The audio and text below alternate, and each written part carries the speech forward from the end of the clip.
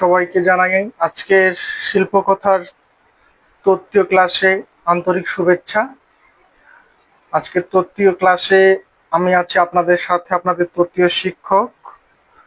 এবং আজকের তৃতীয় ক্লাসের টপিক হচ্ছে আমাদের জল রং, তেল রং এবং পার্সপেক্টিভ বা পরিপ্রেক্ষিত।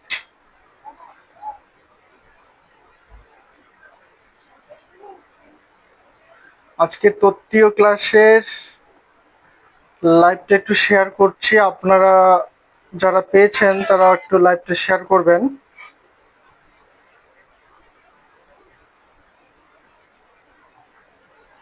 ১৯তম নিবন্ধন চারু ও কারুকলা।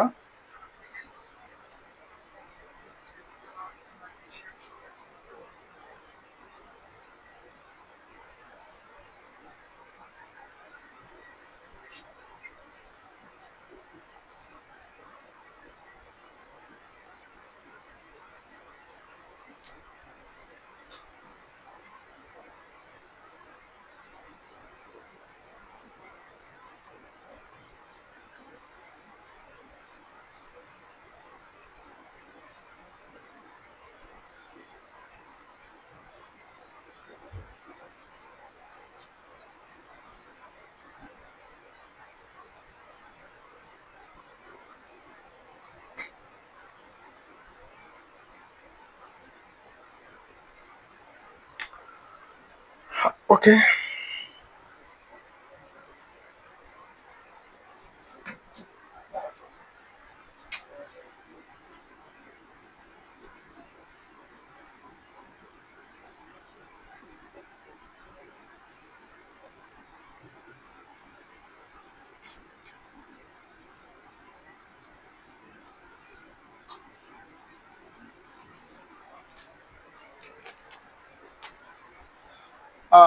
আমরা আজকে প্রথমে পার্সপেক্টিভ নিয়ে আলোচনা করব। আসলে পার্সপেক্টিভ হচ্ছে শিল্পের একটি অত্যন্ত গুরুত্বপূর্ণ উপাদান, যার দ্বারা যে আমি ভালো আছি, আপনারাও হয়তো ভালো আছেন। আজকে প্রচন্ড গরম এবং ইলেকট্রিসিটির যে প্রবলেম, খুবই ঝামেলা করতেছে। আমরা ক্লাসটা শুরু করব, ঠিক আছে?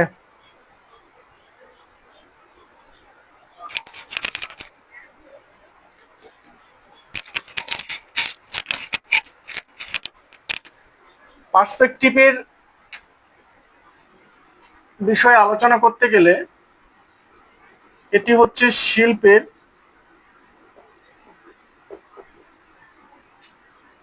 একটি গুরুত্বপূর্ণ উপাদান, ঠিক আছে?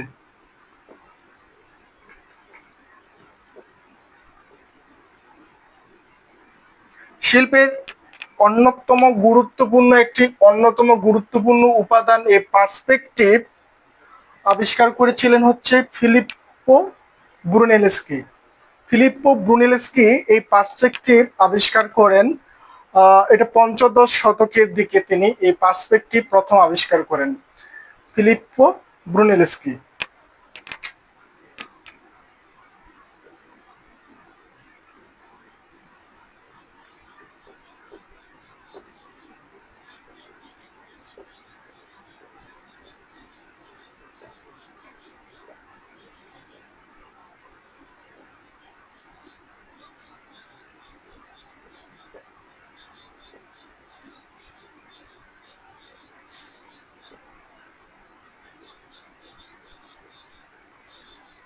এই ফিলিপ্পো ব্রুনেলস্কি এত সালে পরিপ্রেক্ষিত বা পার্সপেক্টিভ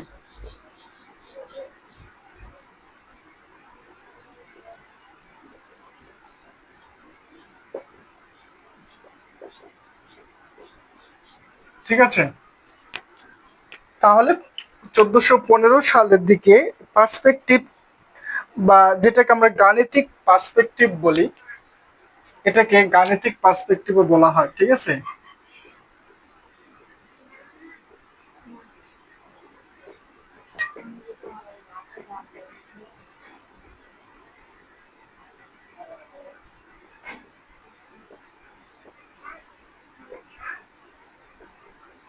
আর ইনি ছিলেন একজন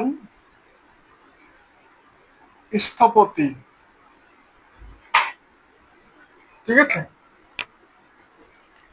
এই স্থপতি এবং শিল্পী ফিলিপ্পো ব্রুনেলস্কি। শিল্পী পরবর্তীতে তিনি সেইভাবে শিল্পী নয়, কিন্তু তিনি একজন স্থপতি ছিলেন, ইঞ্জিনিয়ার। তো এই স্থপতি ফিলিপ্পো ব্রুনেলস্কি 1415 সালের দিকে পার্সপেক্টিভ বিষয়টাকে আবিষ্কার করেন। আর শিল্পীরা এই পার্সপেক্টিভটাকে রিসিভ করে তাদের চিত্রকর্মের মধ্যে 2D সারফেস 3D ভাইব নিয়ে আসার জন্য এই পার্সপেক্টিভটাকে পরবর্তীতে ব্যবহার করা হয়। আর এটাকে গাণিতিক পার্সপেক্টিভ বলা হয়, কারণ তিনি জিওমেট্রি থেকে এই পার্সপেক্টিভের ধারণাটা প্রথম আবিষ্কার করেছিলেন। ঠিক আছে, তো এই পরিপ্রেক্ষিত হচ্ছে একটি শিল্পীর উপাদান। এর আবিষ্কার সময় 1415 সাল ফিলিপ্পো ব্রুনেলস্কি এটা আবিষ্কার করেন। ইনি একজন স্থপতি ছিলেন।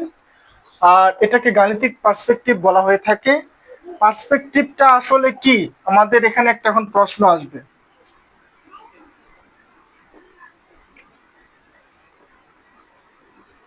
পরিপ্রেক্ষিত বা পার্সপেক্টিভ কি?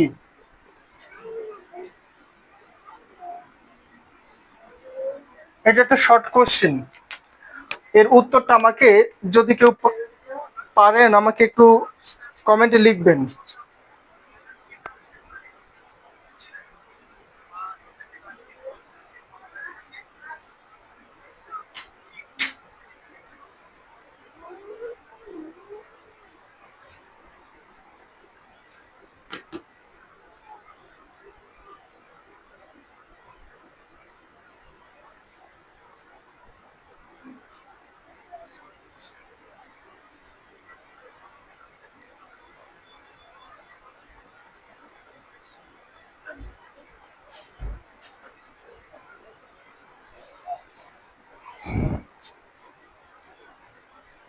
পার্সপেক্টিভ কি?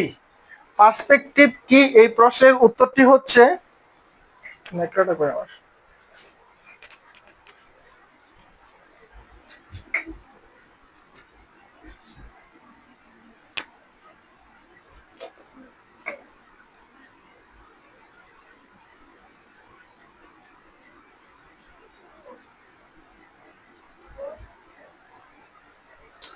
পার্সপেক্টিভ হলো একটির প্রেক্ষিতে অপরটির যে বৈশিষ্ট্য বা তুলনামূলক যে আলোচনা, বা একটির সাপেক্ষে অন্যটির যে তুলনা করা হচ্ছে, সেটাই হলো মূলত পার্সপেক্টিভ। ঠিক আছে, তো এই পার্সপেক্টিভ আমরা মূলত দুই প্রকার পাই।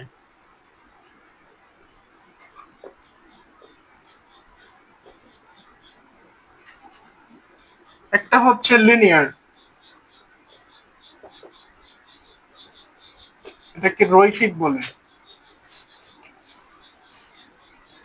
আর আরেকটি হচ্ছে অ্যারিয়াল বা বায়বীয় পার্সপেক্টিভ। তো দুই প্রকার।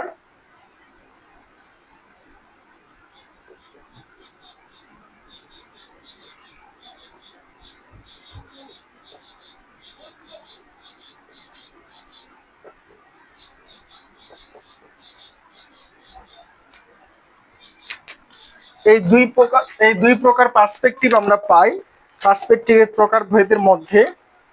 আর এই লিনিয়ার পার্সপেক্টিভ বা রৈখিক পার্সপেক্টিভ, এবং আরেকটি হলো অ্যারিয়াল পার্সপেক্টিভ বা বায়বীয় পার্সপেক্টিভ।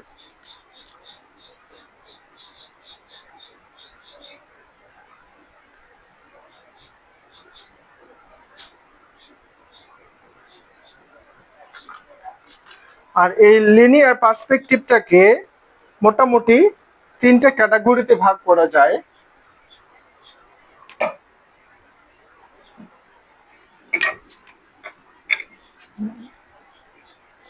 লিনিয়ার পার্সপেক্টিভ এক নাম্বারটাকে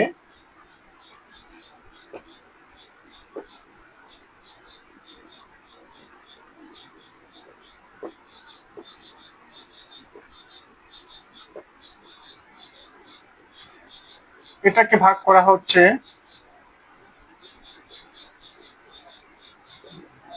1 পয়েন্ট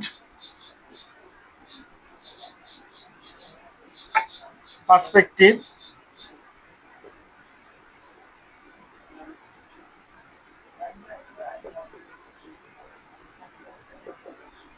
পয়েন্ট পার্সপেক্টিভ, আর একটি 3 পয়েন্ট পার্সপেক্টিভ।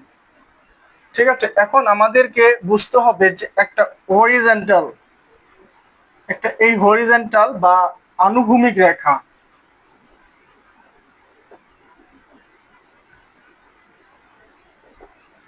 এই হরিজেন্টাল লাইনটার মধ্যেই কিন্তু 1 পয়েন্ট পার্সপেক্টিভ, স্পেশালি 2 পয়েন্ট পার্সপেক্টিভের ভ্যানিশিং পয়েন্ট থেকে থাকে। ভ্যানিশিং পয়েন্ট হচ্ছে এমন একটা, আপনাদের এখানে বুঝিয়ে দিই।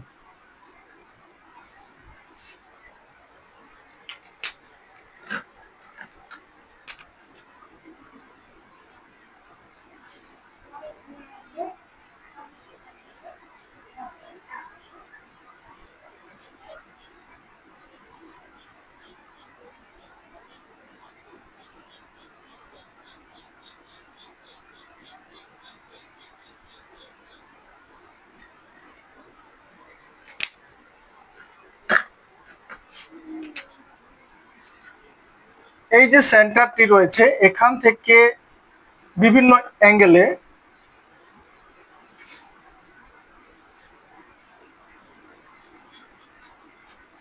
যে রেখাগুলো আসতেছে এবং একটার সাথে একটা ক্রস হচ্ছে, তো এই পয়েন্টটাকে বলা হচ্ছে ভ্যানিশিং পয়েন্ট।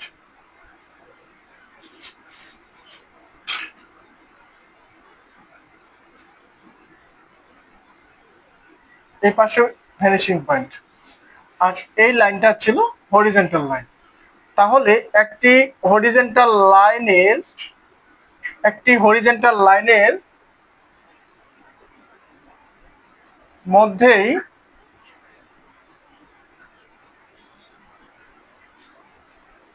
পার্সপেক্টিভের ভি পয়েন্ট থাকে। তাহলে একটি পার্সপেক্টিভের ভ্যানিশিং পয়েন্টটা হচ্ছে একটি হরিজেন্টাল লাইনের উপরেই বিদ্যমান থাকবে।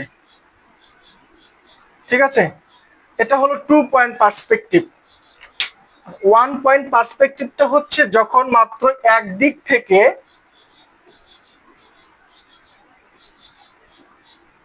কেবলমাত্র একটা ভ্যানিশিং পয়েন্ট থেকেই আপনার এই লাইনগুলো আসতেছে, এটা হলো ভি পয়েন্ট। এবং এখান থেকে আপনি একটা চিত্র অঙ্কন করছেন।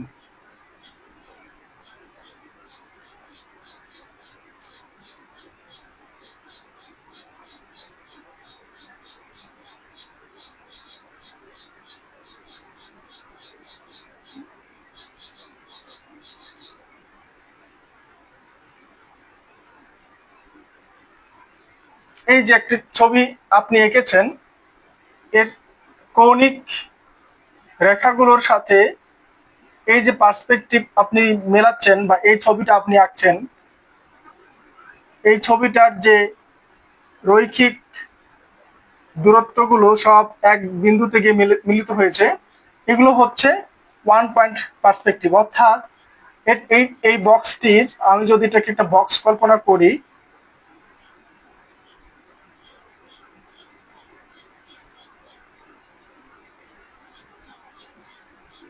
এই যে বক্সটি আমি আঁকলাম, তো এটার যে রৈখিক দূরত্বের বিষয়গুলো, যার ফলে এটাকে 3D লাগবে। তো এই যে বিষয়টা এক সাইড থেকে দেখার, একটি মাত্র ভ্যানিশিং পয়েন্ট থেকে যে রৈখিক দূরত্বের সাথে আমরা কোনো বস্তুকে দেখি, সেটা হচ্ছে 1 পয়েন্ট পার্সপেক্টিভ। আর এটা হলো 2 পয়েন্ট পার্সপেক্টিভ, যখন দুই পাশ থেকে দুটি ভ্যানিশিং পয়েন্টের রেখাগুলো এসে মিলিত হবে। আমাদের বইয়ে সুন্দরভাবে এটার ছবি, জ্যামিতিক ছবি সহ এটা বর্ণনা করা হয়েছে, আপনারা এটা দেখলে ক্লিয়ার হয়ে যাবেন।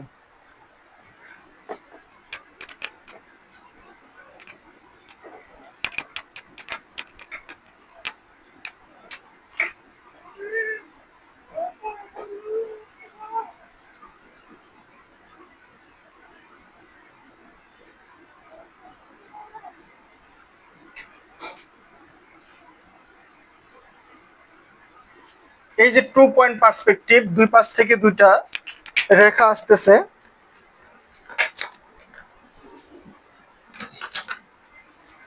এবং আপনি যখন ঘর আঁকছেন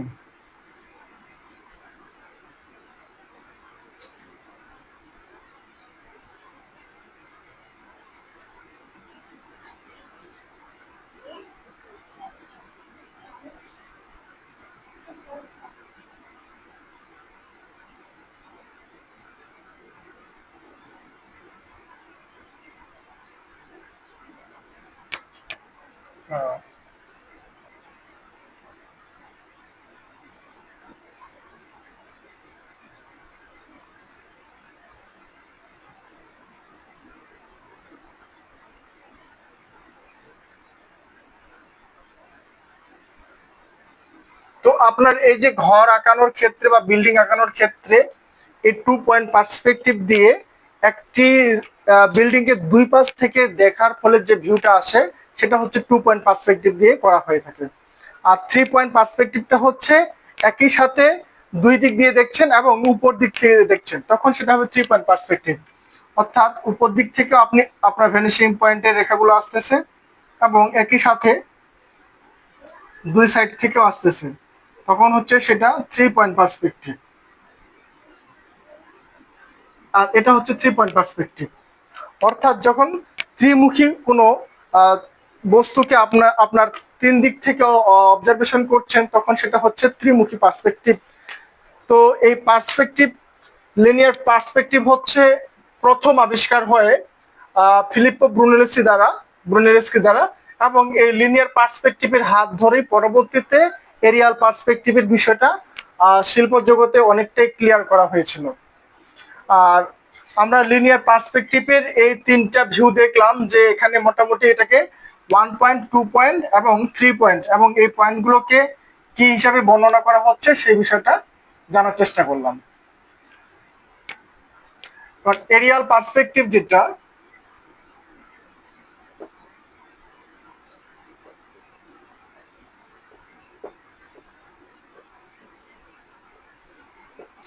বায়বীয় পরিপ্রেক্ষিত, তো এই এরিয়াল পার্সপেক্টিভের মধ্যে আহ, বিষয়টা হচ্ছে এই রকম যে আপনি যখন কোনো একটা দৃশ্য অবলোকন করছেন, একটা গ্রামে গিয়ে আপনি দাঁড়িয়েছেন মাঠে, দূরের ওই গ্রামটা আপনার কাছে ঝাপসা মনে হবে।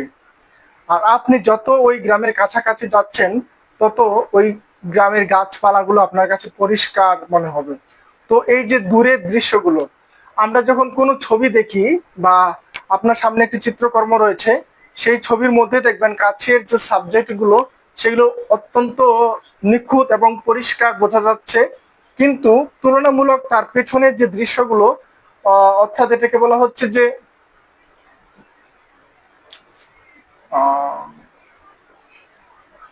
আচ্ছা, এর পেছনের যে দৃশ্যগুলো, পিছনে দূরের যে গাছপালা, দূরের গ্রামের দৃশ্যগুলো, এগুলোকে তুলনামূলক ব্লুইশ কালার বা এটাকে হচ্ছে স্কাই ব্লু কালার, অথবা এটাকে ফিরোজা কালারের গাছপালা, অর্থাৎ এই যে সবুজ গাছপালাটা যত দূরে যাচ্ছে সেই কালারটা হালকা ফ্যাকাশে নীলচে নীলচে হয়ে যাচ্ছে, আবছা আবছা হয়ে যাচ্ছে।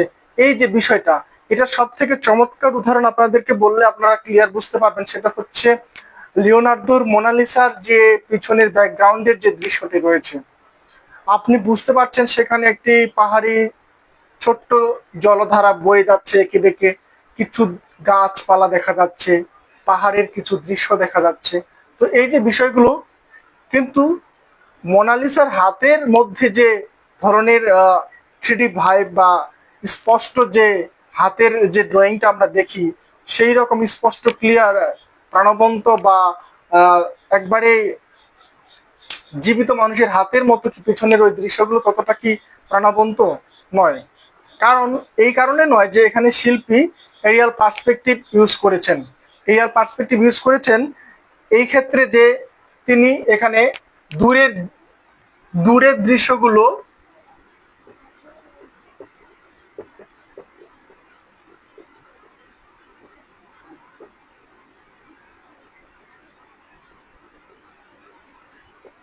ঝাপসা, এই ঝাপসা হওয়ার কারণ হচ্ছে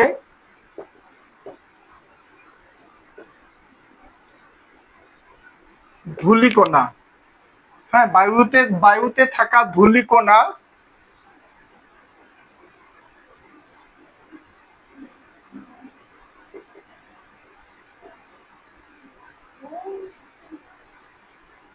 জলীয় বাষ্প, বায়ুতে থাকা ধূলিকণা জলীয় বাষ্পের কারণে আমরা এই দূরের দৃশ্যগুলোকে ঝাপসা দেখি। আর এখানে রঙের ব্যবহারটা ঠিক এই রকম হয়, যেটাকে রঙের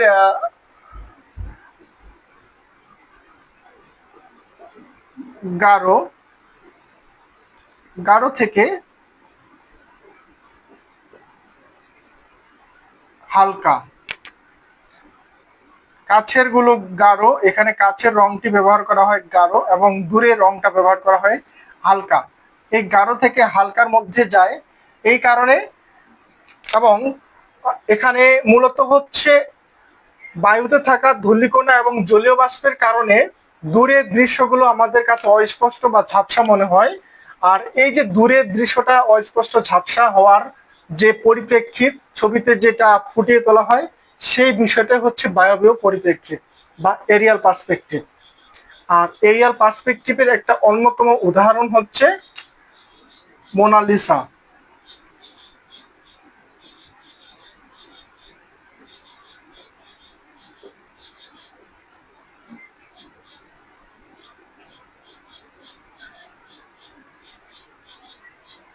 মোনালিসার ব্যাকগ্রাউন্ড, ঠিক আছে, এটা হলো এরিয়াল পার্সপেক্টিভের একটা অন্যতম উদাহরণ।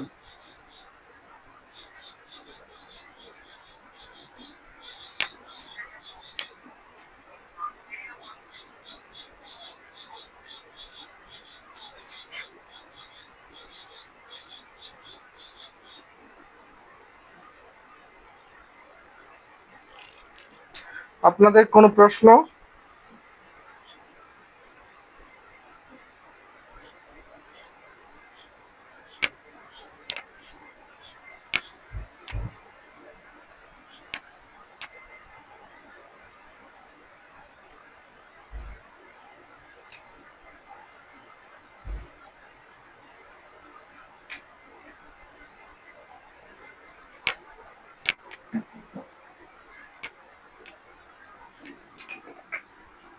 মূলত পার্সপেক্টিভ হচ্ছে দুই প্রকার, এরিয়াল পার্সপেক্টিভ এবং লিনিয়ার পার্সপেক্টিভ। পার্সপেক্টিভ আবিষ্কার করেন কে এবং পার্সপেক্টিভ আসলে কি? পার্সপেক্টিভ হচ্ছে দ্বিমাত্রিক।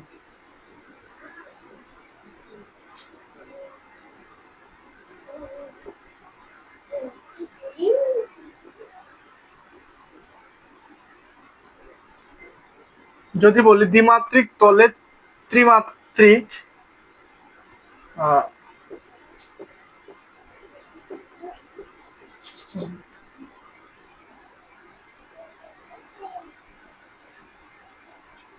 ত্রিমাত্রিক বাস্তবতা অনুভূতি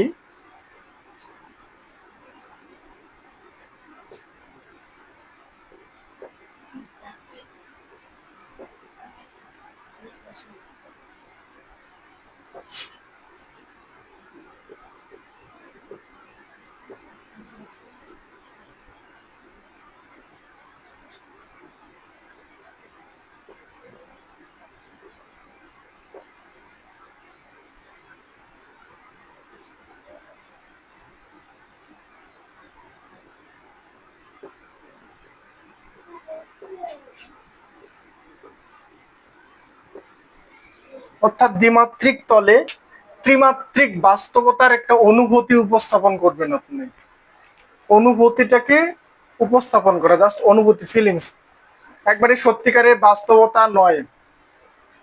সেটা হচ্ছে পার্সপেক্টিভ, ঠিক আছে। গাণিতিক উপস্থাপন, অবশ্যই এর কোণের মাপগুলো ঠিকঠাক মতো থাকবে, সেটাই হচ্ছে মূলত পার্সপেক্টিভ। আমরা লিনিয়ার পার্সপেক্টিভের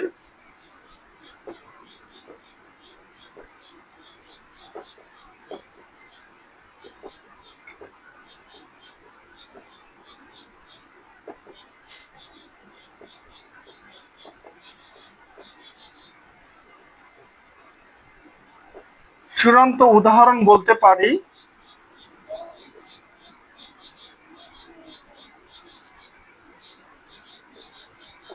দ্য লাস্ট সাপার।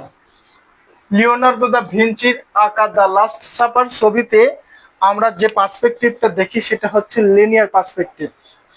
ঠিক আছে, এখানে 1 পয়েন্ট লিনিয়ার পার্সপেক্টিভ ব্যবহার করা হয়েছে, আর এটার ভ্যানিশিং পয়েন্ট ছিল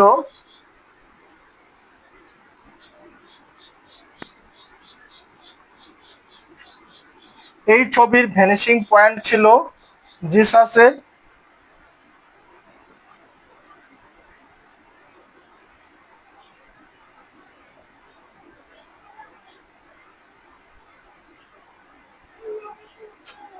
ভ্যানিশিং পয়েন্ট ছিল জিসাসের বাম চোখের মণিতে। ঠিক আছে, জিসাসের বাম অর্থাৎ যিশুর বাম চোখের মণিতে ছিল এই ছবিটির ভ্যানিশিং পয়েন্ট। লিনিয়ার পার্সপেক্টিভের একটা অত্যন্ত চমৎকার উদাহরণ। পরবর্তীতে ফিলিপ্পো ব্রুনেলেস্কির পরে অনেকেই এই পার্সপেক্টিভ নিয়ে অনেক গবেষণা, অনেক চিন্তা ভাবনা করেছেন। তাদের মধ্যে অন্যতম হচ্ছেন লিওনার্দো দা ভিঞ্চি। ইনি ছবি আঁকার চাইতে ছবি নিয়ে বেশি চিন্তা ভাবনা বা গবেষণা করেছেন। এটা হলো একটা বিষয়।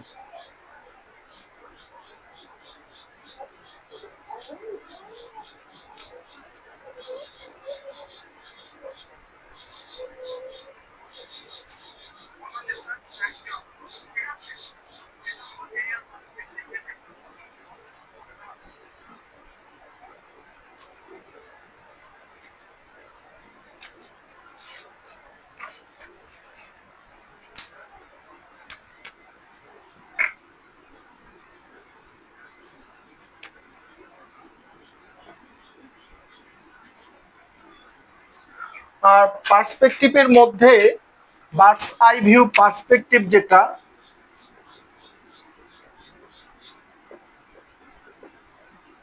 সেটা হচ্ছে আপনি কোনো দৃশ্য যখন উপর থেকে অবলোকন করছেন, অর্থাৎ আপনি একটা হেলিকপ্টারে রয়েছেন, তখন আপনি উপর থেকে নিচে যে দৃশ্য, অথবা আপনি ফ্লাইটে রয়েছেন, ফ্লাইট থেকে আপনি নিচের দিকে তাকালে, অর্থাৎ পাখি আকাশে উড়লে সে যদি উপর থেকে নিচের দিকে তাকায়, সে যে ধরনের ছবিটা বা যে ধরনের দৃশ্যটা দেখতে পায়, ওই দৃশ্যটাকে বলা হচ্ছে বার্ডস আই ভিউ পার্সপেক্টিভ। আর আরেকটি রয়েছে ওয়ার্ম আই ভিউ পার্সপেক্টিভ।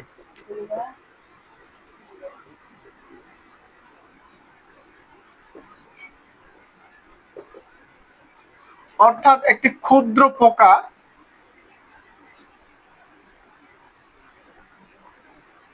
একটি ক্ষুদ্র পোকা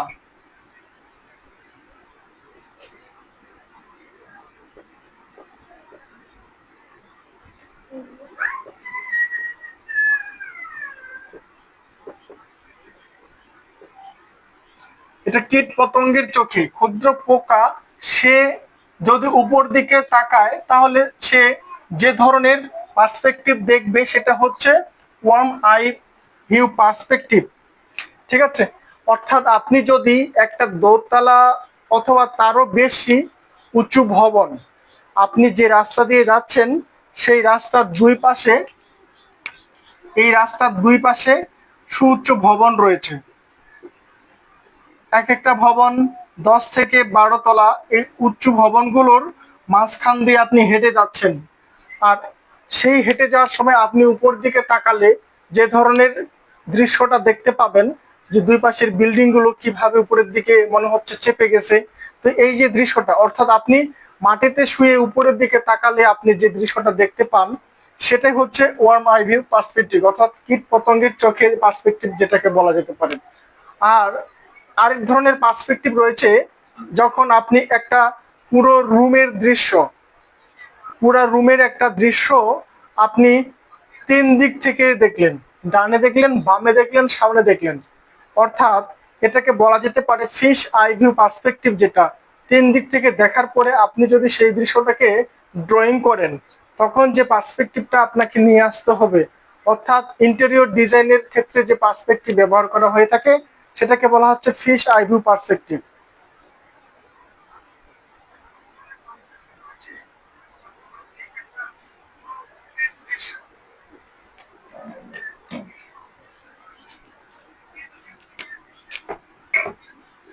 তাহলে আমাদের পার্সপেক্টিভ ছবির এমন একটা বিষয় যেটা দ্বিমাত্রিক তলে ত্রিমাত্রিক একটা অনুভূতি বা ফিলিংস নিয়ে আসে, এটাই হলো পার্সপেক্টিভ। আর এটাকে আরেকভাবে বলা যেতে পারে যে কোনো ছবির বিষয়ের মধ্যে একটির সাপেক্ষে বা একটি সাবজেক্টের প্রেক্ষিতে অপর সাবজেক্টের বা একটি বিষয় বা বস্তুর সাপেক্ষে বা প্রেক্ষিতে অপর বস্তুর মধ্যে যে সম্পর্ক, দূরত্বের সম্পর্ক হতে পারে, ছোট বড় হয়ে যাওয়ার সম্পর্ক হতে পারে, কাছেরটা বড় দূরেরটা ছোট, কাছেরটা ক্লিয়ার দূরেরটা ঝাপসা, এই যে বিষয়গুলো, এইগুলোই হচ্ছে পার্সপেক্টিভ। অর্থাৎ একটির সাপেক্ষে বা একটির প্রেক্ষিতে অন্যটির অবস্থান, এটাই হলো পার্সপেক্টিভ। সুতরাং পার্সপেক্টিভ আশা করি ক্লিয়ার বুঝতে পেরেছেন, এবং আমাদের বইয়ে এটা সুন্দর করে বর্ণনা করা রয়েছে। এর বেশি কিছু না। পার্সপেক্টিভ দুই প্রকার, লিনিয়ার এবং এরিয়াল বা বায়বীয়। এই বিষয়গুলো শুধু আপনাদের জন্য অত্যন্ত গুরুত্বপূর্ণ। আমরা এখন আলোচনা করব হচ্ছে জল রং নিয়ে।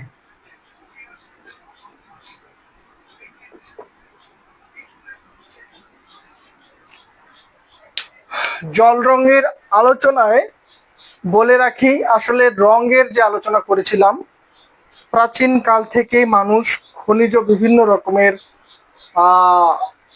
পিগমেন্ট বা খনিজ বিভিন্ন রকমের উপাদানগুলোকে রং হিসেবে ব্যবহার করে আসছে সে প্রাগৈতিহাসিক কাল থেকে। তো এই প্রাগৈতিহাসিক কাল থেকেই রঙের ব্যবহার শুরু হয়েছিল।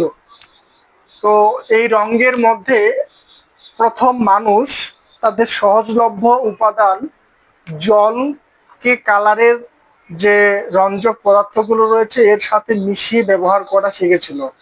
তো এই জল রং গুহা চিত্রগুলো থেকেই শুরু। জল রঙের ব্যবহারটা মূলত গুহা চিত্রগুলো থেকেই শুরু হয়েছিল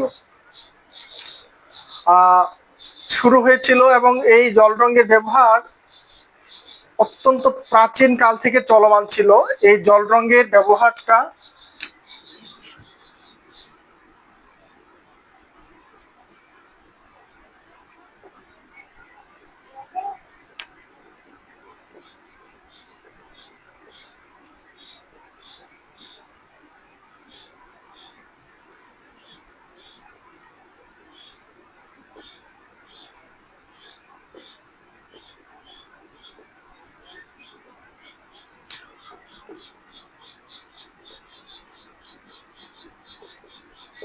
মিশরীয়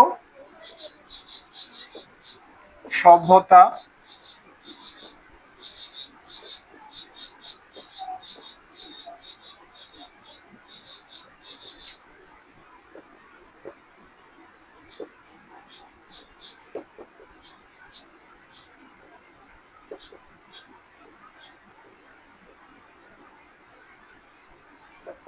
ও অন্যান্য সভ্যতাগুলোতেও আমরা জল রঙের ব্যবহার দেখতে পাই। ঠিক আছে, তবে এই জল রঙের ব্যবহারটা মূলত ছিল টেম্পোরা হিসেবে।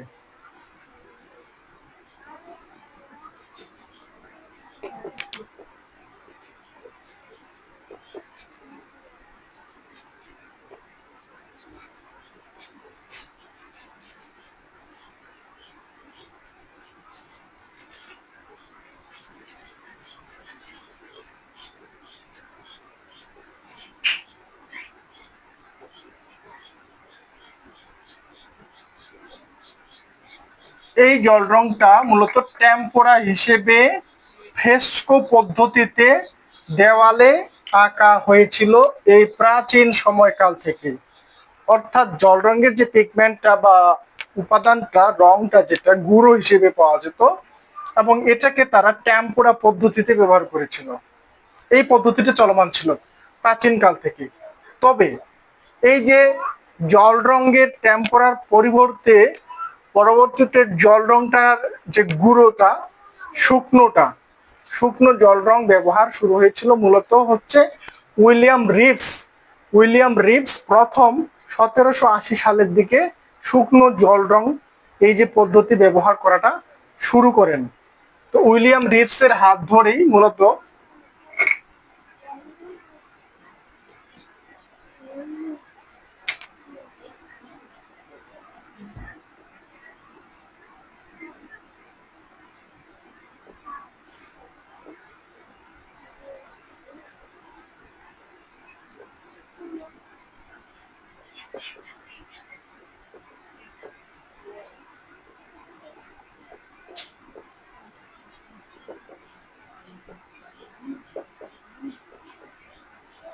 উইলিয়াম রিভস এটা আবিষ্কার করেন হচ্ছে 1700 কত সালে, 80 সালের দিকে। তো 1780 সালের দিকে শুকনো জল রং আবিষ্কার করেন উইলিয়াম রিভস। তো এই জল রং আবিষ্কার মূলত এটা ছিল হচ্ছে একটা ট্যাবলেটের মতো আকৃতি। এই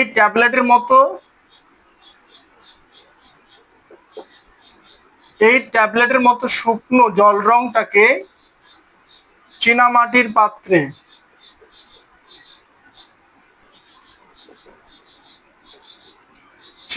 পাত্রে জল নিয়ে এই ট্যাবলেটটাকে এই জলের মধ্যে এইভাবে ঘুষানো, অর্থাৎ এই ট্যাবলেট বা জল রঙের যে ট্যাবলেটটা, এই ট্যাবলেটটাকে এই শুকনো জল রঙের ট্যাবলেটটাকে চীনামাটির পাত্রে জল নিয়ে তার মধ্যে ঘুষে ঘুষে ঘুষে ঘুষে এটা ক্ষয়ে ক্ষয়ে যে পানির সাথে পিগমেন্ট গুলো মিক্সচার হয়ে যাচ্ছে, এইভাবেই জল রং ব্যবহারের যে পদ্ধতিটা, এটা প্রথম আবিষ্কার করেন উইলিয়াম রিভস। অর্থাৎ এটাকে শুকনো জল রং বলা হচ্ছে। ঠিক আছে।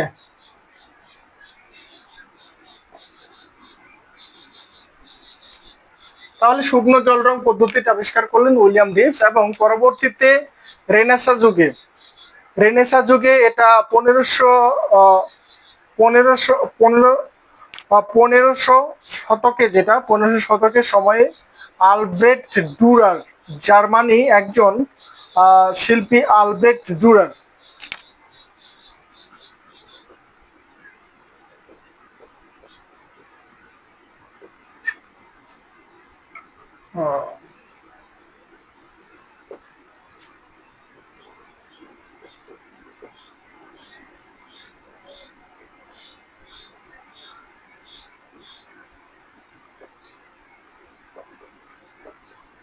আলব্রেক্ট ডুরার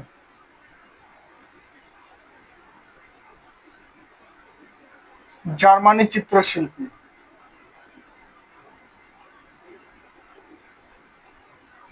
1500 শতক, এটাকে রেনেসা পর্ব। ঠিক আছে।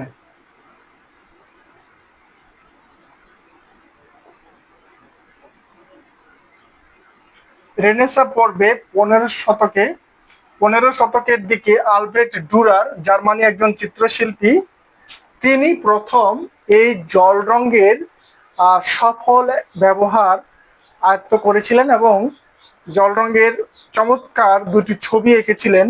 এই দুটি ছবি হচ্ছে একটা ইয়াং হেয়ার এবং আরেকটি হচ্ছে the great piece of tough.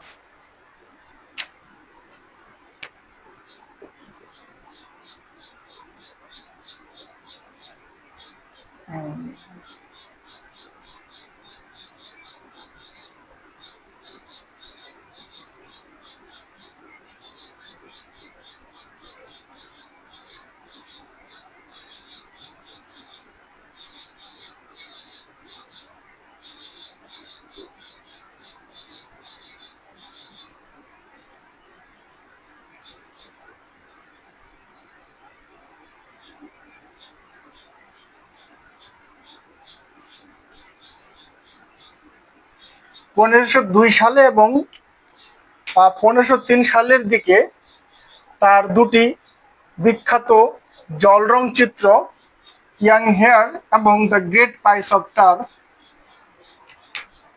এই দুটি ছবি তিনি জল রঙে করেছিলেন অত্যন্ত নিখুঁতভাবে আলব্রেক্ট ডুরার।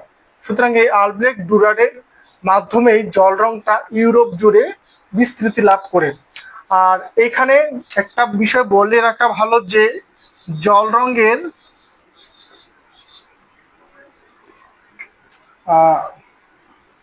বোটানিক্যাল যে বিষয়টা,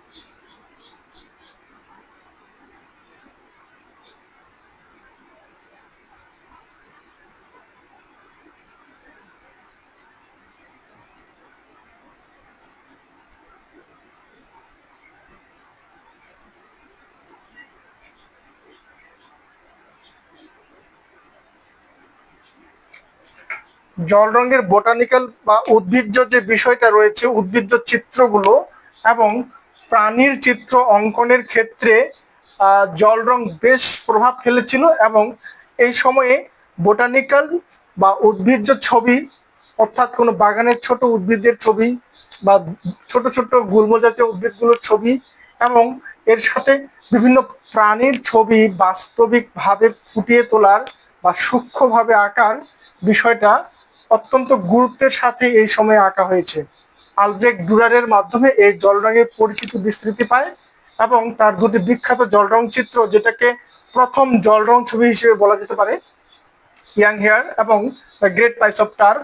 তো এই young hare great piece of turf ছবিগুলো অঙ্কন করার মাধ্যমে ছবিগুলো জনসম্মুখে বেশ পপুলারিটি পায় এবং পরবর্তীতে বোটানিক্যাল বিষয় এবং বিভিন্ন অ্যানিমাল ফিগারগুলোকে অত্যন্ত গুরুত্বের সাথে এই সময়টাতে আঁকা হয়েছিল। সুতরাং জল রঙের বেলায় আমরা বলবো যে এর আবিষ্কারক এবং এর সময়কাল এবং আলব্রেক্ট ডুরারের জল রঙের অবদানটা কি, এই বিষয়টা। ঠিক আছে।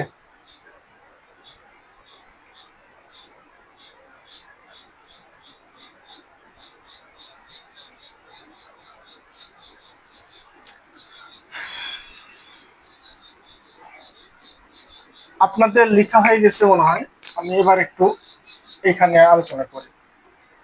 তো জল রঙের এই এর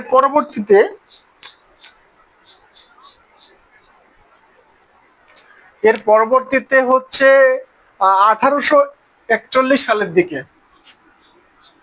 1841 সালে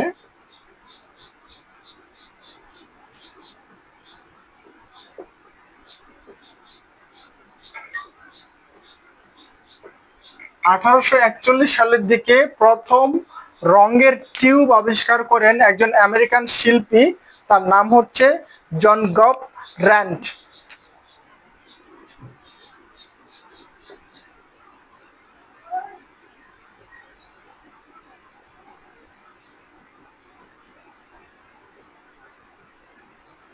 এই জন গভ র্যান্ট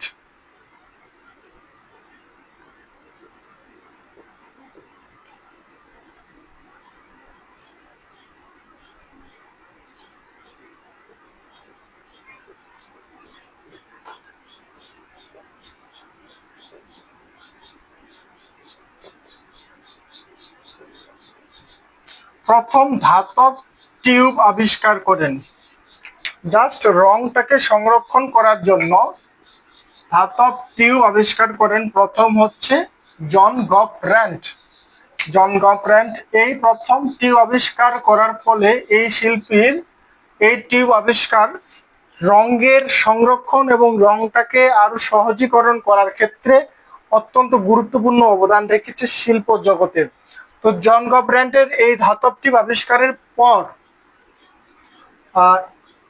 ইংল্যান্ডের উইন্সরয়, ইংল্যান্ডের উইন্সর এবং নিউটন এই কোম্পানিটি জল রঙকে টিউবের মধ্যে সংরক্ষণ করার ক্ষেত্রে বা টিউবের মধ্যে অর্ধতরল, এটাকে জেলির মতো বা আপনারা পেস্টের মতো করে সংরক্ষণ করার যে বিষয়টা এবং বাজারজাত করার প্রক্রিয়াটা, এই উইন্সর এবং নিউটন এই কোম্পানিটি 1846 সালের দিকে, এখানে একটু সালের বিতর্ক রয়েছে, 1846 সালে।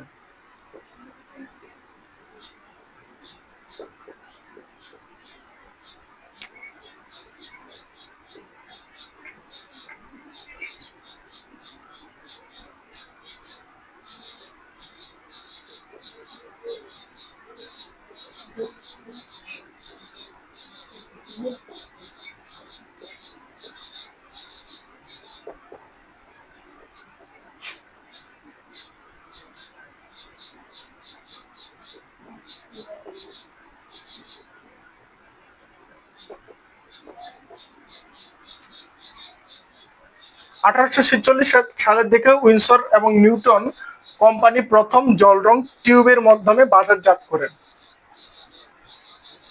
আর এই জল রঙের ক্ষেত্রে তবে এখানে একটু বিতর্ক রয়েছে, এটা অনেক জায়গায় 1886 সাল রয়েছে, ঠিক আছে। 1886 সাল কোথাও রয়েছে, তবে সব থেকে গ্রহণযোগ্য হচ্ছে 1846 সালটি সব থেকে বেশি গ্রহণযোগ্য। যদি 1846 থাকে তাহলে আপনার 1846 অবশ্যই কারেক্ট করবেন, আর যদি 1886 থাকে তাহলে 86 দেখাবেন। এখানে এই বিষয়টা একটু ক্লিয়ার করার ছিল। আর আরেকটি বিষয় রয়েছে, এই জল রং পরবর্তীতে ইংল্যান্ডে এসে এই জল রংটাকে আরো বেশি, এটা নিয়ে আরো শিল্পীদের চর্চা হয় বেশি, এবং এই সময়ে যারা হচ্ছে মূলত ইংল্যান্ড 1800 শতকের দিকে ইংল্যান্ড মোটামুটি সারা বিশ্বের মধ্যে তাদের উপনিবেশিক শাসন কার্য চলমান রেখেছিল, এবং এই উপনিবেশগুলো যখন চলমান ছিল, এই উপনিবেশগুলোর ম্যাপ আঁকানোর জন্য এই উপনিবেশগুলো সেই সময়ে প্রচুর পরিমাণে প্রত্নতাত্ত্বিক খনন হচ্ছিল। এই প্রত্নতাত্ত্বিক বস্তুগুলো এবং প্রত্নতাত্ত্বিক ওই স্থানটার ছবি অঙ্কনের ক্ষেত্রে জল রং ব্যবহার হয়েছিল সব থেকে বেশি। অর্থাৎ উপনিবেশিক অঞ্চলগুলোর ম্যাপ অঙ্কন করার জন্য এবং প্রত্নতাত্ত্বিক স্থানগুলো যে খনন হচ্ছিল সেই সময়ে, সেই সব কিছু যে তারা বিভিন্ন দেশ থেকে লুটে নিয়ে তাদের দেশে গেছে ব্রিটিশরা, তো এই প্রত্নতাত্ত্বিক স্থানগুলোর ছবি অঙ্কনের জন্য জল রং চিত্র বা জল রঙের ছবি আঁকা সব থেকে বেশি প্রভাব বিস্তার করেছিল এই সময়। অর্থাৎ বেশিরভাগ ছবিগুলো এই সময় জল রঙে আঁকা হয়েছিল। আর এবং এই সময়টাতে জল রঙের একটা আভিজাত্যের ছোঁয়া ছিল এই জল রঙের মধ্যে। তাহলে এই জল রঙের ছবি আঁকার ক্ষেত্রে ম্যাপের ছবি এঁকে বেশি খ্যাতি অর্জন করেছেন, এবং জল রংটাকে পুরো ইংল্যান্ড জুড়ে বেশ প্রভাবের সাথে যিনি প্রভাবিত করেছেন তিনি হচ্ছেন পল স্যান্ডবি।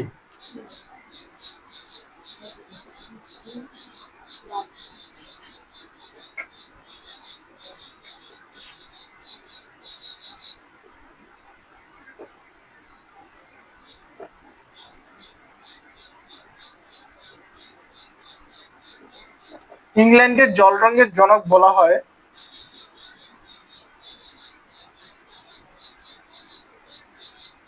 পল স্যান্ডবিকে। ঠিক আছে, এই পল স্যান্ডবি তিনি ইংল্যান্ডের জল রঙের প্রসারতা বা জল রঙের ছবি আঁকার ক্ষেত্রে সব থেকে বেশি গুরুত্ব আরোপ করেছেন, এবং তিনি প্রত্নতাত্ত্বিক স্থানের ছবি এবং ম্যাপের ছবিগুলো বেশি এঁকেছেন।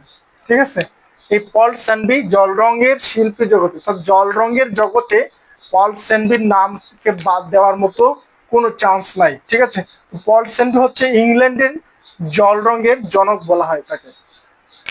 তো এইভাবে জল রং পরবর্তীতে আমাদের ভারতীয় উপমহাদেশে এসেছে। ভারতীয় উপমহাদেশে এসে জল রং আমাদের উপমহাদেশের স্বনামধন্য শিল্পীরা জল রংটাকে রিসিভ করেছেন, নিজেদের মতো ব্যবহার করেছেন, জল রঙের ওয়াশ করেছেন। এবং এই জল রঙের দুটা পদ্ধতি রয়েছে,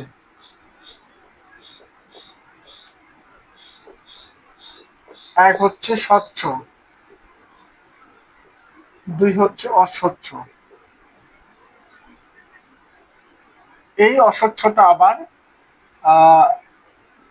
দুই ভাগে বিভক্ত, একটা হচ্ছে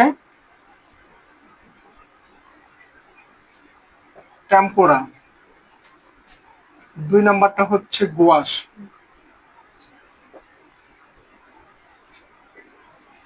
ঠিক আছে, এই অস্বচ্ছটা দুই ভাগে বিভক্ত, টেম্পোরা এবং গুয়াশ। জল রঙের ক্লাসিফিকেশনের মধ্যে ঢুকলাম। জল রঙের ক্লাসিফিকেশনে টেম্পোরা এবং গুয়াশ।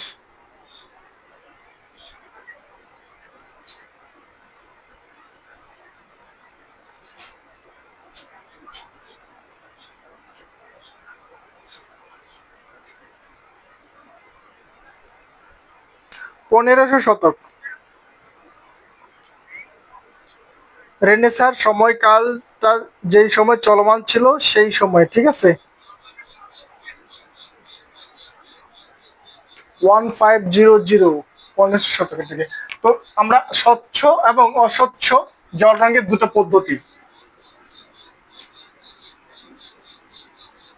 ট্রান্সপারেন্ট এবং অপেক যেটাকে বলা হয়। ঠিক আছে, এটাকে অপেকও বলা হয়, অপেক। আর এটাকে বলা হয় ট্রান্সপারেন্ট।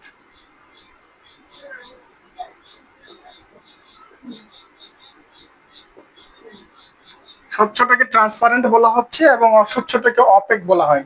অনেক জায়গায় অস্বচ্ছ না লিখে অপেক থাকতে পারে, তো এই অপেক অথবা ওপেক, ঠিক আছে, এইরকম অপেক অথবা অপেক।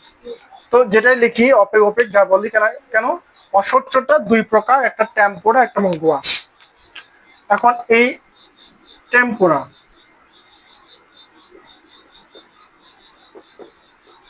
টেম্পোরাটা হচ্ছে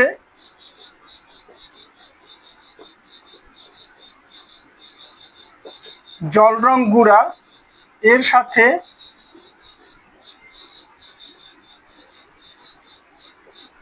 আঠা জাতীয়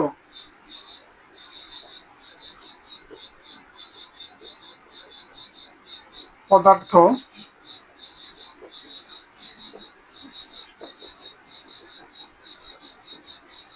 ডিমের কুসুম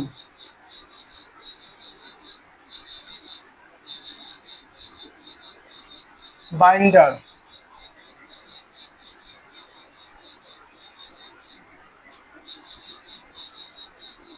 দুধ মধু মোম ইত্যাদি। এখানে অনেক শিল্পী মধু ইউজ করেছেন, অনেকে দুধ দিছেন, অনেকে মোম দিছেন, আবার ম্যাক্সিমামে ডিমের কুসুম দিয়ে এই জায়গাটাকে, এই যে জল রঙের গুঁড়োটাকে এইগুলোর সাথে মিক্সড করছেন যেন জিনিসটা আঠালো হয়, যেন দেওয়ালের সাথে বা কাঠের যে পাটাতনের মধ্যে তার টেম্পোরা করতেন সেটাতে সহজভাবে লেগে থাকে। আর এটার সাথে বাইন্ডার ইউজ করে কিছু পরিমাণে পানি দিয়ে এই যে পদ্ধতিটাকে দেওয়ালে আঁকানোর যে বিষয়টা,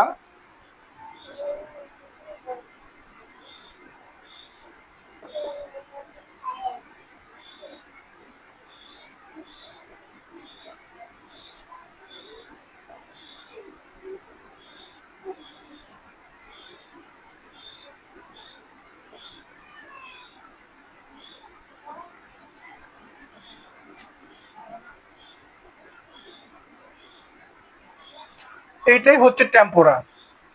টেম্পোরাটা হচ্ছে একটা অস্বচ্ছ জল রং পদ্ধতি, যেখানে জল রঙের গুঁড়োটাকে আঠা জাতীয় পদার্থ হিসেবে ডিমের কুসুম দুধ মধু মোমের সাথে মিক্সচার করে এটাকে যখন পুরো পাথরের দেওয়াল বা গুহা বা বড় বিল্ডিং গুলোতে যতগুলো আমরা ছবি দেখি যে রেনেসাঁ সময়ের যে চিত্রগুলো ম্যাক্সিমাম হচ্ছে জল রঙের বাইন্ডার, এটাকে কি টেম্পোরা পদ্ধতিতে করা হয়েছিল।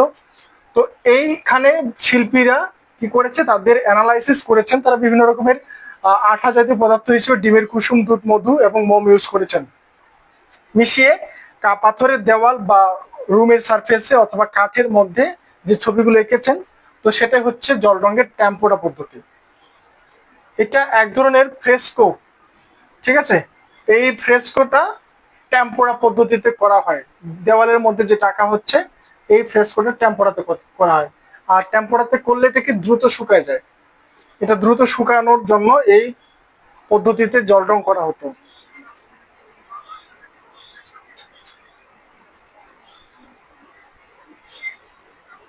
আমার এখানে কারেন্ট এখনো যায়নি, খুবই ভালো, জানি না কখন চলে যাবে। তবে আমার ক্লাসটা তাড়াতাড়ি শেষ করলে আপনারা ক্লাসটার যে ভিডিওটা রয়েছে এটা পরবর্তীতে আপনারা দেখতে পারবেন। টেম্পোরা গেল, ক্লাসটা সেভ থাকবে, ক্লাসটা শেষ করতে পারলে সেখান থেকে আপনারা ক্লাস দেখে আগামীকাল পরীক্ষা দিবেন আর কি। আর গুয়াশ, এই গুয়াশটাও হচ্ছে জল রঙের একটি অস্বচ্ছ পদ্ধতি। এখানে শিল্পীরা জল রঙের সাথে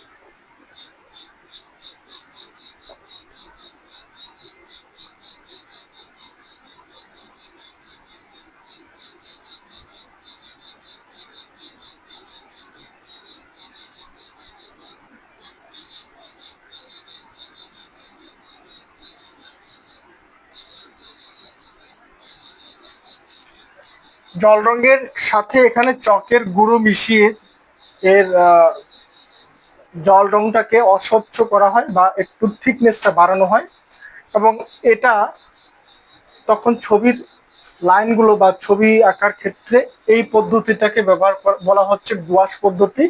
মানে জল রংটাকে একটু অস্বচ্ছ করার জন্য বা একটু ভারী করার জন্য এর সাথে চকের গুঁড়ো, ঠিক আছে। এবং প্রথম দিকে যখন এই রংটা ইউজ করা হয়, প্রথমে কাগজে যখন প্রথম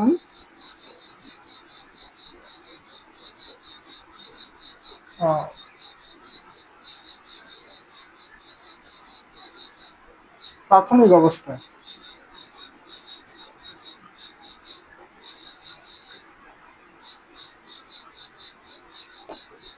প্রাথমিক অবস্থায় এটা গ্লেজ করে, ঠিক আছে।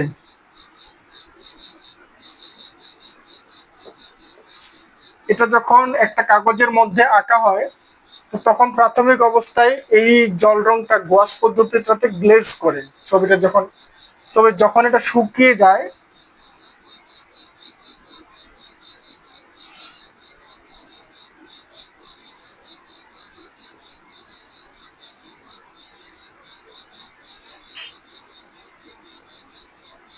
শুকিয়ে যাওয়ার পর এই ছবিটার মধ্যে একটা ধূসর ভাব, কারণ এটাতে অস্বচ্ছ পদ্ধতি ইউজ করার ফলে এখানে একটা ধূসর ভাব চলে আসে, কারণ চকের গুঁড়ো ইউজ করা হয়েছিল এই গোয়াশ পদ্ধতিটাতে।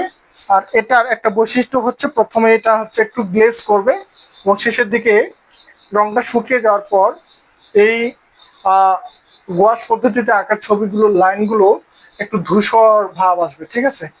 তো এই হচ্ছে মোটামুটি গোয়াশ এবং টেম্পোরা দুটো জল রঙের। এখানে প্রশ্ন হবে আপনার যে অস্বচ্ছ পদ্ধতি কোনটি, টেম্পোরা, গোয়াশ, এ দুটো মনে রাখতে হবে। জল রঙের দুটি পদ্ধতি, একটা ট্রান্সপারেন্ট, একটা অপেক, স্বচ্ছ অস্বচ্ছ। এই হচ্ছে মূল বিষয়। এই দুইটা জিনিসকে বোঝানোর জন্য আসলে গোয়াশ কি টেম্পোরা কি এটা বিস্তারিত ব্যাখ্যা আপনাদের একটু জানা প্রয়োজন।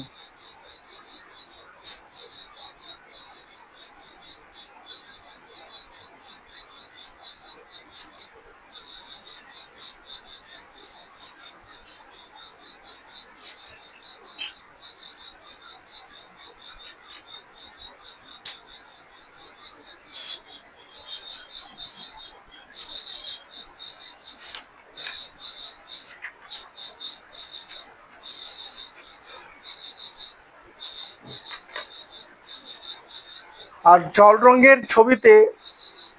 রঙের ছবি আঁকানোর সময় এর যে উপকরণগুলো প্রয়োজন হয়, বইয়ে সব লেখা রয়েছে উপকরণগুলোর মধ্যে প্রয়োজন হচ্ছে সফট তুলি ব্যবহার করা হবে, মাস্কিং টেপ ইউজ করা হবে, হ্যান্ডমেড পেপারে সব থেকে ভালো হয় জল রংটা, অথবা কেউ ক্যানভাসে করতে থাকে এবং কেউ জাস্ট কার্টিস পেপারে করতে থাকে। প্রথম দিকে এটাকে সুন্দর করে প্রথমে এটাকে মাস্কিং টেপ দিয়ে পুরো পেপারটাকে আটকে নেওয়া হয় সুন্দর করে। আর এর মধ্যে পেন্সিল দিয়ে একটা খসড়া ড্রয়িং করা হয় আপনি কি সাবজেক্টটা আঁকছেন। তারপর আপনার এই সাবজেক্টের আপনি জল রঙে একটা ঘর আঁকছেন,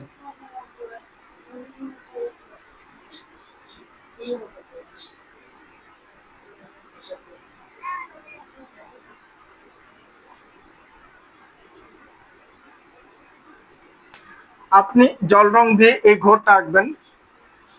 সাপোজ আপনি জল রং দিয়ে এই ঘর এবং এই দৃশ্যটা আঁকছেন। তো প্রথমেই এর বৈশিষ্ট্যটা হচ্ছে হালকা বা লাইট কালার।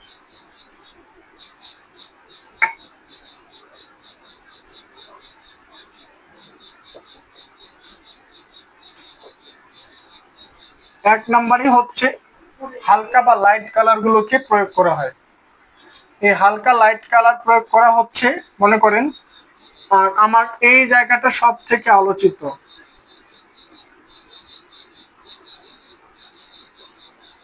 আমার ঘরের মধ্যে সবচেয়ে আলোকিত অংশ বা সবচেয়ে লাইট পড়েছে এই জায়গাটা, এই পাশে লিখলাম।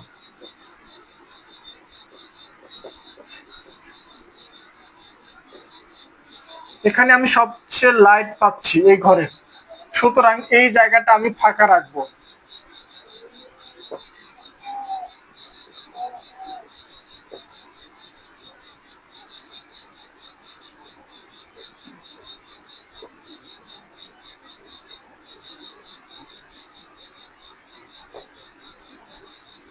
সবচেয়ে আলোকিত স্থানটা ফাঁকা রাখা বা রং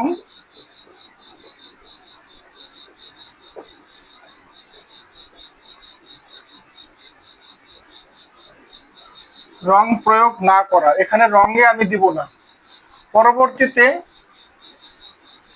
3 নম্বর বিষয় হচ্ছে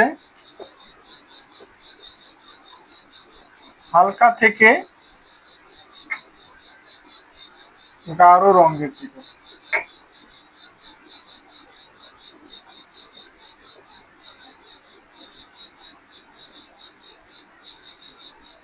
হালকা থেকে গাঢ় রঙের শেডগুলো আমি এই জল রঙে ব্যবহার করব, ঠিক আছে। তো জল রঙের এই পদ্ধতিটাই হচ্ছে যে প্রথমে হালকা কালারগুলো দিতে হবে, লাইট কালারগুলো প্রয়োগ করতে হবে, এর ধাপে ধাপে হালকা কালারগুলোর দিকে যেতে হবে।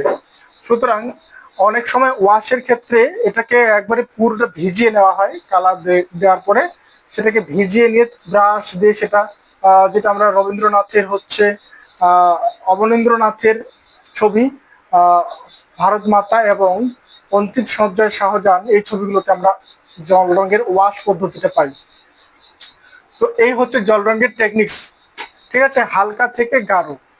আর তেল রংটা ঠিক এর অপোজিট, গাঢ় থেকে লাইট কালার বা ডার্ক থেকে লাইট।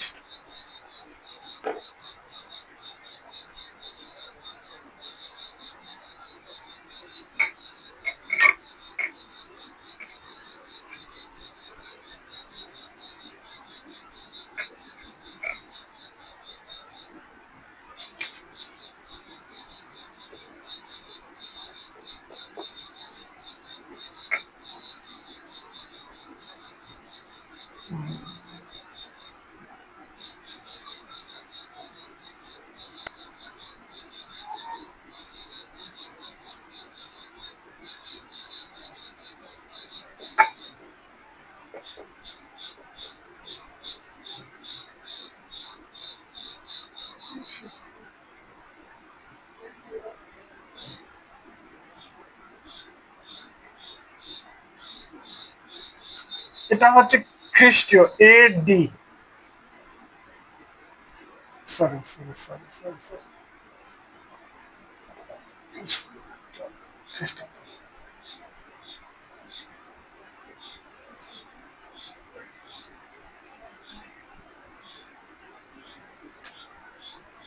ষষ্ঠ শতক থেকে সপ্তম শতকের দিকে, ঠিক আছে, তেল রঙের প্রথম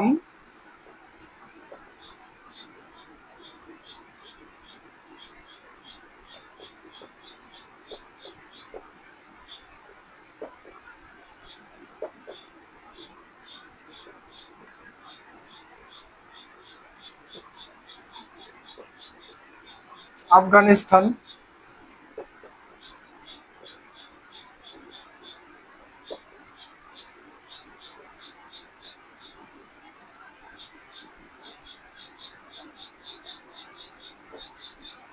আফগানিস্তানের বামিয়ান উপত্যকা,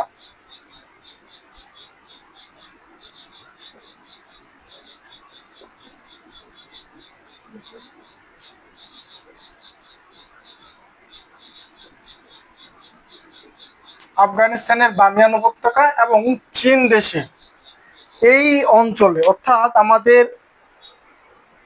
ভারতীয় উপমহাদেশের কাছাকাছি একটা জায়গা আফগানিস্তান, আফগানিস্তানের বামিয়ান উপত্যকায় এবং চীন দেশে, এই দুইটি অঞ্চলে, এই অঞ্চলে অর্থাৎ এই যে আফগানিস্তান এবং চীন, এই অঞ্চলগুলোর কাছাকাছি সময়গুলোতে বা এই অঞ্চলগুলোর মধ্যে বামিয়ান উপত্যকা, আফগানিস্তান এবং চীন দেশ, অর্থাৎ আমাদের এশিয়া মহাদেশের মধ্যে এই অঞ্চলগুলোতে প্রথম তেল রঙের ওয়েল কালারের কিছু ফ্রেস্কো নিদর্শন আমরা পাই।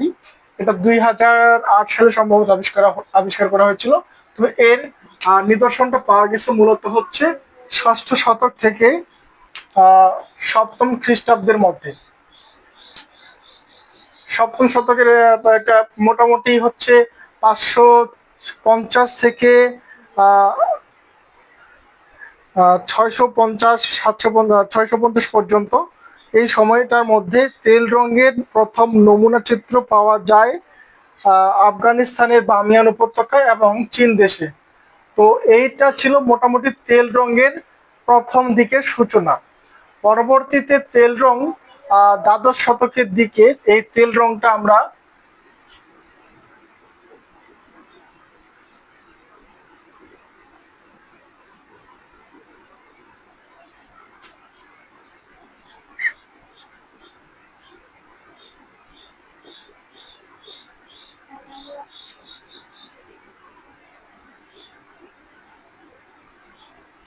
বারোশো শতক দিকে উত্তর ইউরোপ।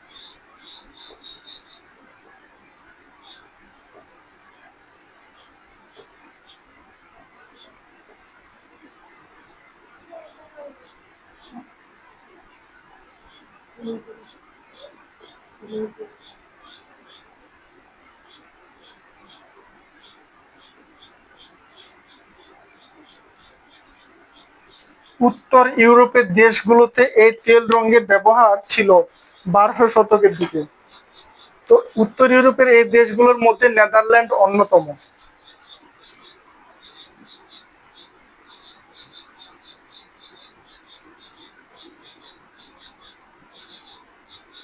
এর মধ্যে নেদারল্যান্ড। তো 1200 শতকের দিকে বা দ্বাদশ শতকের দিকে উত্তর ইউরোপের দেশগুলোর মধ্যে নেদারল্যান্ড এই সময়ে তেল রঙের ব্যবহারটা আয়ত্ত করেছিল। ঠিক আছে, তেল রং কিন্তু এই সময় গুঁড়ো গুঁড়ো আকারে পাওয়া যেত। ঠিক আছে, এই সময় গুঁড়া আকারে।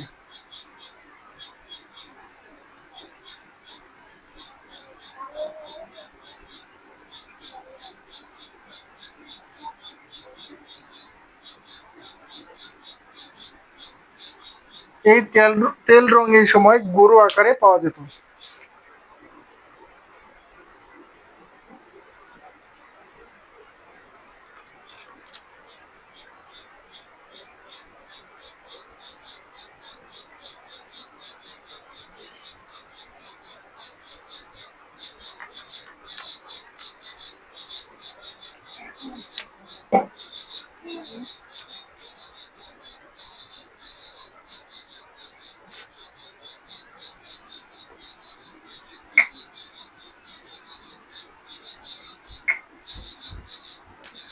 বামিয়ান উপত্যকায় যখন ছিল,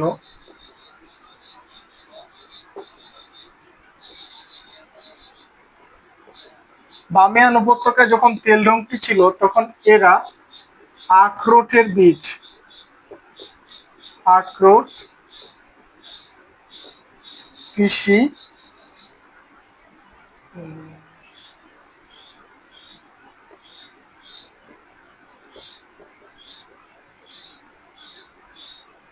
কাস্টার্ড,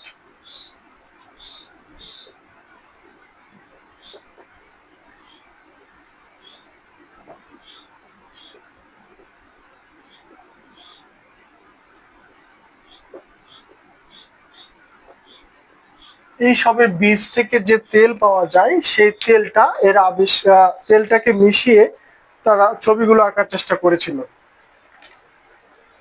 বামিয়ান উপত্যকায় যখন তেল রংটি ছিল। তো এর পরবর্তীতে দ্বাদশ শতকের দিকে উত্তর ইউরোপের দেশ নেদারল্যান্ড এই তেল রঙের গুঁড়ো সাথে তেল রঙের ব্যবহারটা তারা আয়ত্ত করে। এর পরবর্তীতে নেদারল্যান্ড থেকে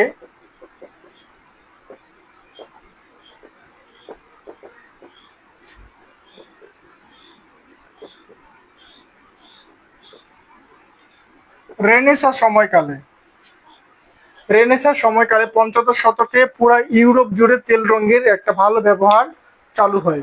ঠিক আছে, তো এই সময়ে আহ দুইজন শিল্পী রেনেসাঁ সময়ে দুইজন শিল্পী প্রথম দিকের, রেনেসাঁ যখন শুরুর দিকে, তখন তেল রঙের যে ব্যবহারটা ছিল, আপনারা জানেন যে তেল রঙের ব্যবহারটা আহ লিওনার্দো দা ভিঞ্চিও কিন্তু তার প্রথম দিকের যে শিল্পকর্মগুলো ছিল, তিনি যে দ্য লাস্ট সাপার করেছেন, এই লাস্ট সাপারটা কিন্তু তার টেম্পোরা পদ্ধতিতে করা।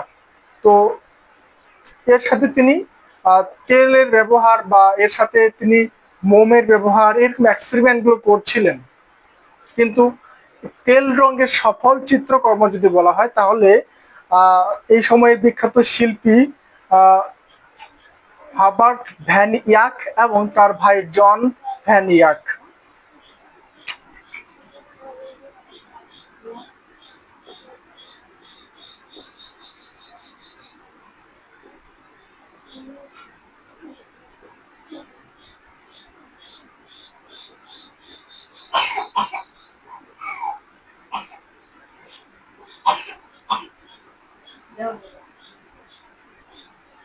এই হাবার্ট ভ্যান ইয়াক এবং জন ভ্যান ইয়াক এরা হচ্ছেন সহোদর। ঠিক আছে, মানে একই মায়ের পেটের ভাই। এই দুই ভাই মিলে তারা প্রথম তেল রংটাকে আবিষ্কার করেন এবং এই তেল রংটার ব্যবহারটাকে তারা আয়ত্ত করেছিলেন, এবং এই তেল রঙের সফল চিত্রকর্ম বলা হয় মেষ শাবকের পূজা নামে।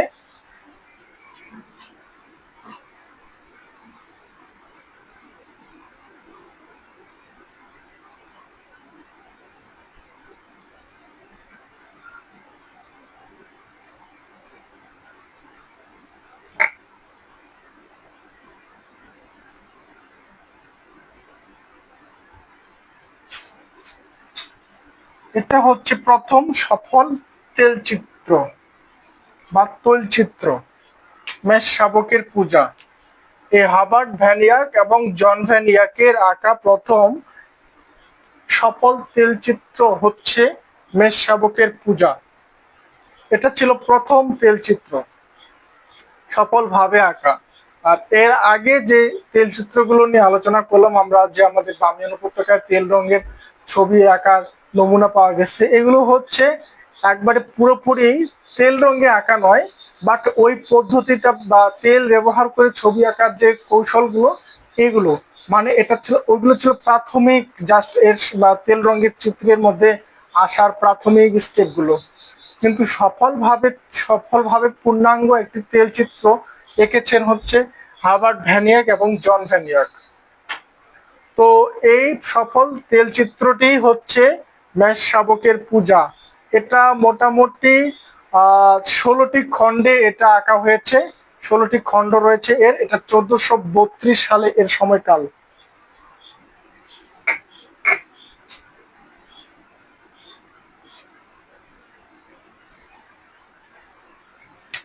এটার সময়কাল ছিল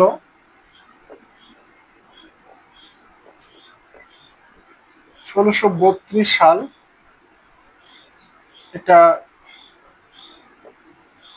খণ্ড ছিল 16টি খণ্ড, সরি 1432 সালের দিকে এটা আঁকা, এবং এটাতে খণ্ড ছিল হচ্ছে 16টি খণ্ডে বিভক্ত, এবং এটা 1000 ফুট দীর্ঘ একটা ছবি। 16টা খণ্ডকে একসাথে জোড়া লাগালে এটার দৈর্ঘ্য হচ্ছে 1000 ফুট।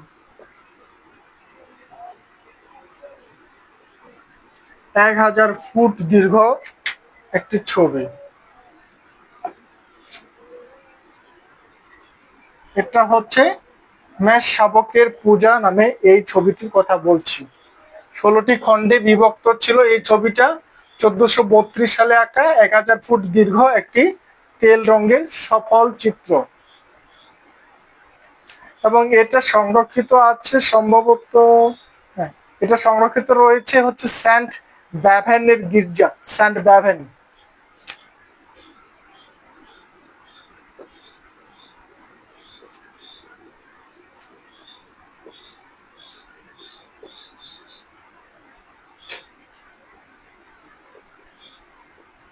সেন্ট ব্যাভেন গির্জা। সেন্ট ব্যাভেন গির্জায় এই প্রথম তেলচিত্রটি সংরক্ষিত রয়েছে। তো এই গেল মোটামুটি তেল রঙের রেনেসাঁ সময়কালের গল্প।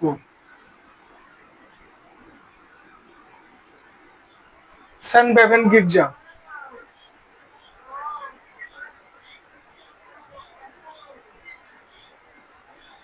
আর এই সময়টা আমরা বলেছি কি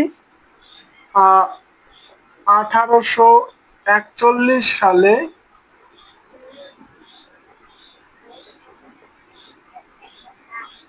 ধাতব টিউব আবিষ্কার করেছিলেন এই একজন শিল্পী। তার নাম কি বলেন? নাম বলেছি প্রথমে থেকে, জন গভ র্যান্ট। জন গভ র্যান্ট যখন 1841 সালের দিকে ধাতব টিউব আবিষ্কার করলেন, তো রঙের ক্ষেত্রে বিপ্লব ঘটেছিল এই সময়।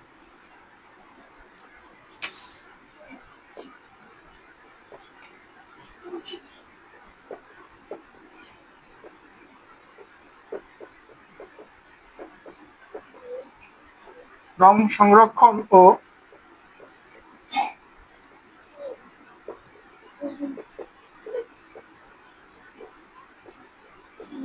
বিপ্লব ঘটে।